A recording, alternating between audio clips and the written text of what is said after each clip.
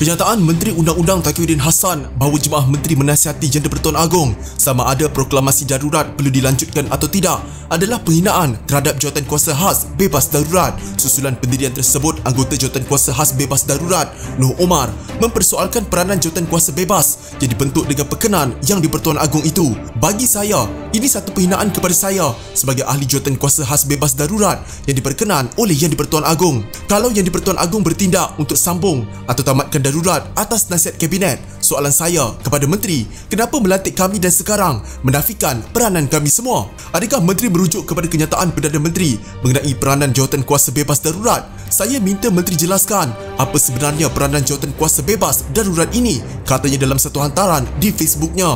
Taqiyuddin berkata, Jemaah Menteri bertanggungjawab untuk memberi nasihat kepada Yang di-Pertuan Agong sama ada darurat perlu dilanjutkan atau tidak.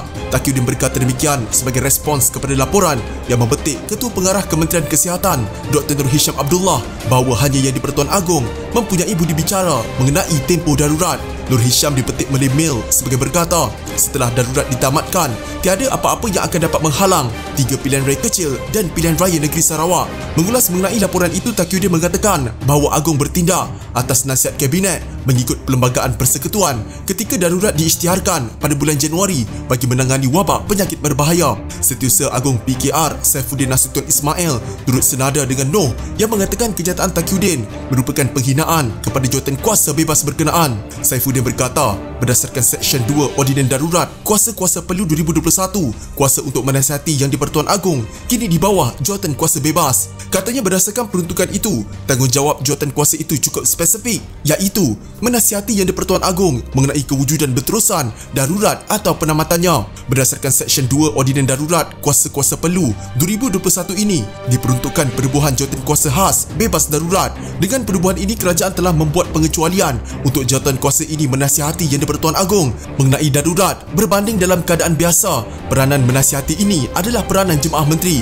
Jawatankuasa ini memikul tanggungjawab yang sangat jelas dan spesifik, iaitu menasihati Yang di-Pertuan Agong mengenai kewujudan berterusan darurat atau penamatannya.